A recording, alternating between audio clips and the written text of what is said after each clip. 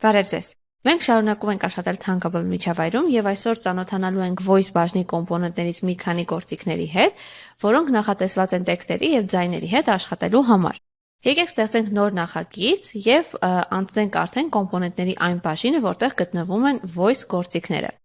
Այստեղ նկատում ենք եւ ձայնային եւ տեքստային գործիքներ, sound, text to speech, speech recognizer, translator։ Հիմա փորձենք ծանոթանալ դրանցից մի քանիսին եւ ամենաշատ կիրառվողներին։ Sound գործիքը դա ձայնը նվագարկելու համար է, text to speech-ը դա տեքստը ձայնի վերածելու համար է, speech recognizer-ը փորձում է մեր խոսքը վերածել տեքստի, սակայն Thunkable միջավայրում այն այդքան էլ արդյունավետ չի աշխատում եւ նաեւ translator գործիքը, որը աշխատում է Yandex Translator-ով եւ դրա օգնությամբ մենք կարողանում ենք թարգմանություններ կատարել հենց մեր հավելվածի ներսում։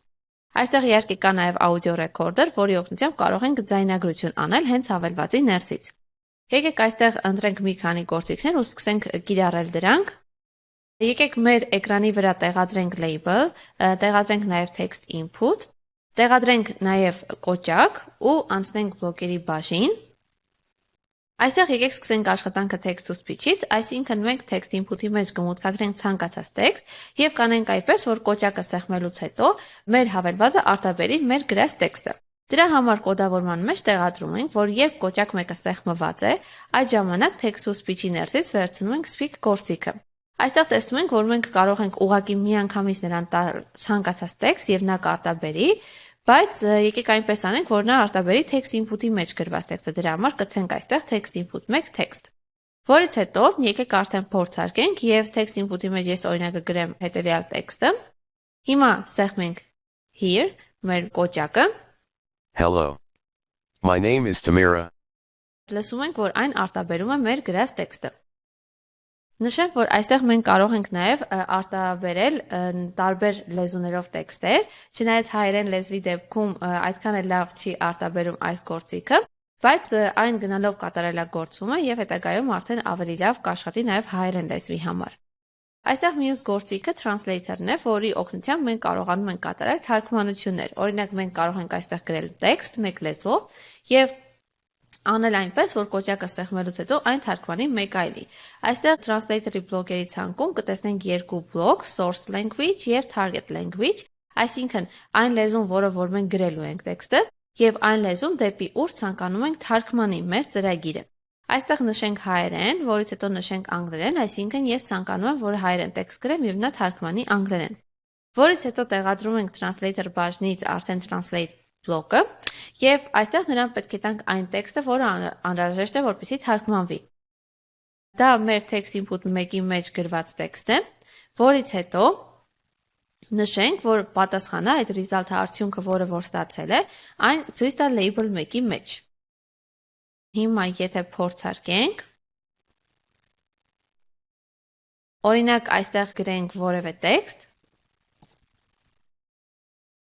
այսպիսի մի հետաքրքիր բան նշենք այս translator-ի հետ կախված թե դուք վերջում միջակետ կդնեք, վերջակետ կդնեք, թե այլ նշան կդնեք, դրանից տեքստի իմաստը փոխվում է։ Եվ այստեղ թարգմանության մեջ մենք տեսնում ենք, որ երբ որ ես վերջակետը օրինակ ջնջում եմ դնում եմ կետ, այդ կերպ արդեն թարգմանության վերջը, նախադասության վերջը փոխվում է այլ բառով։ Բայց ինչպես տեսնում ենք, այն ճիշտ թարգմանում է եւ աշխատում է այն բոլոր լեզուների դեպքում։ Դուք կարող եք նաեւ այս գործիքը օգտագործել, եթե ձեր հավելվածը, որը որ պատրաստում եք, ցանկանում եք, որպեսզի այն լինի մի քանի լեզուներով հասանելի։ Եվ այն կփոխի արդեն հավելվածի մեջ արկա բոլոր գործիքների անվանումները արդեն այն լեզվով, որը որ օրինակ օգտատերը կընտրի։ Մյուս գործիքը դա sound գործիքն է, որի օգնությամբ մենք աշխատում ենք երաժշտությունների կամ ձայների հետ։ Այս գործիքում արկա են բոլոր հրամանները, որոնք մեզ պետք են ձայնի հետ աշխատելիս, օրինակ դադարեցնել, նվագարկել կամ տալ ժամանակավոր դադար, հետո շարունակել ձայնը եւ այդպես շարունակ։ Իհարկե այս գործիքները կիրառելու համար մեզ անհրաժեշտ է մի քանի կոճակ, քանի որ մենք ցանկանում ենք ձայնի հետ տարբեր բաներ փորձարկել, եկեք տեղադրենք այս կոճակից եւս 3-ը եւ նրա վրա գրենք 4 հրամանները. stop, pause եւ այստեղ continue ու ինչպես նաեւ play-ը, որ նա սկսի երաժշտությունը նվագարկել։ Որից հետո համացածից դուք կարող եք ներբեռնել ցանկացած երաժշտություն կամ ձայնարկություն եւ այն ներբեռնում ենք այստեղ այնպես, ինչպես անում ենք դա լուսանկարների ժամանակ։ Այսինքն sound բաժնի property-ների ներսից այստեղ ընտրում ենք source բաժնից մեր ուզած երաժշտությունը համակարգչից ներբեռնում ենք այն եւ արդեն ավտոմատ կերպով մեր sound գործիքի մեջ այս երաժշտությունն է։ Իհարկե դուք կարող եք ներբեռնել մի քանիսը եւ կոդավորման մեջ փոխել երաժշտությունները։